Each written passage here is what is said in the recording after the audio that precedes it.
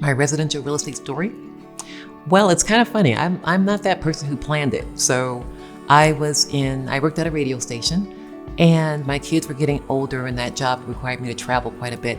And so I said, what else can I do that keeps me at home? And my husband suggested real estate. I did zero research. I don't recommend that for anybody.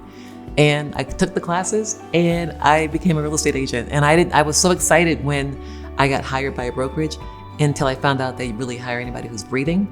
And so I just kind of fell into it.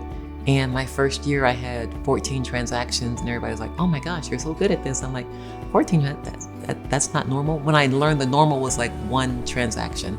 So I felt pretty good. I was Rookie of the Year for my office that year. So my transition from real estate to coaching. I'm a very easygoing person. I'm a go with the flow kind of person. So I just navigate life as life presents itself, right? So if life tells me to go left, I'm gonna go left. I'm not gonna fight it and go right. So I just go with it. And I think a lot of times we fight what's right in front of us. And so for me, it was like a natural transition to go from real estate to coaching to helping women and navigate that process. It wasn't hard. And when something for me is too hard, I'm not on the right path. I wanted to be a coach because I wanted to make sure that every consumer had an elevated real estate experience. And the only way that you can have that elevated experience is if you have trained agents. And I think our industry, sometimes we have a low bar. And so I wanted to be the one to come in, educate the agents, and that way the consumer be highly educated and therefore have a better experience. Coaching is so important because we need to elevate real estate professionals. Real estate agents work extremely hard and no one seems to know. And I like to use the analogy is that real estate agents, we've always been trained to show the consumer the 5-star restaurant, and we never show them the chaotic kitchen. And so we need to educate the consumer. Like, this is what's going on behind the scenes. This is why your real estate agent has value, because they do a lot of work that you don't even see. And so therefore, this is why we need them. The feedback I typically get from my clients is that I keep it real. I am not a fluffy person. I am pretty much a straight shooter. I'm not harsh most of the time. I work on not being harsh, but I'm gonna give it to you straight. I'm not gonna sugarcoat it. If something is not working for you, I'm gonna have you look at that, and I want you to look at it with fresh eyes.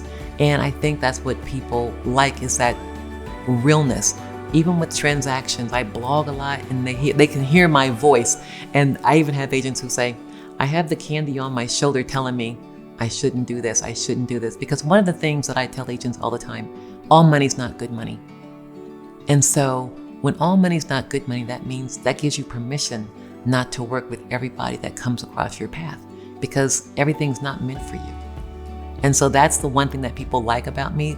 I give them these little quick snippets of advice that stick with them and just kind of push them forward and allows them to walk away from a bad situation. Agents choose to work with me. This is very funny because I think they like my calm demeanor. They like that I really listen. And I had an agent just a couple of weeks ago tell me something, and I stopped them in mid-sentence. I said, listen to the words you're telling yourself. And they're like, that's what I like about you, Candy. You're always listening to our words, and no one else does that, right? Because most people are trying to go fast to the solution. I'm listening to what you're telling me, and more importantly, I'm listening to what you're not telling me. And I think I have that intuition that I can see when something's askew, that you're holding something back. And I kind of stop there and I'm like, what's really going on? And I coach the whole person, and they like that.